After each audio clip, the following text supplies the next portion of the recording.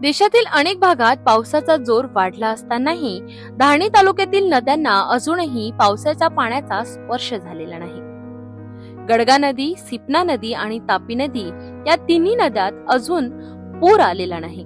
पाण्याची पातळी सुद्धा वाढलेली नाही. या भागातील नद्या केवळ निसर्ग सौंदर्य नाही तर शेती आणि पिण्याच्या पाण्याचा मुख्य स्रोत आहेत. परंतु यंदा पावसाने साथ न दिल्याने शेती धोक्यात आली आहे. पेरण्या पूर्ण झाल्या असल्या तरी पाणी कमी पडल्याने पिके करपत चालली आहे. धारणी शहरासह परिसरात उन्हाळ्यात जे बोरवेल आटले होते त्यात आजही पाणी आलेलं नाही. जलसाठ्यांचे स्रोत पूर्णपणे कोरडे आहेत. अनेक विहिरींमध्येही पाण्याची पातळी नगण्य आहे. त्यामुळे नागरिक, शेतकरी, निसर्गप्रेमी सर्वच चिंतेत आहेत.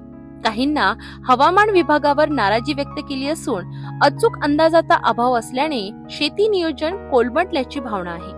पाऊस न आल्याने वन्य प्राण्यांनाही पाण्यासाठी जंगलातच संघर्ष करावा लागतो आहे, अशी माहितीही समोर आली आहे.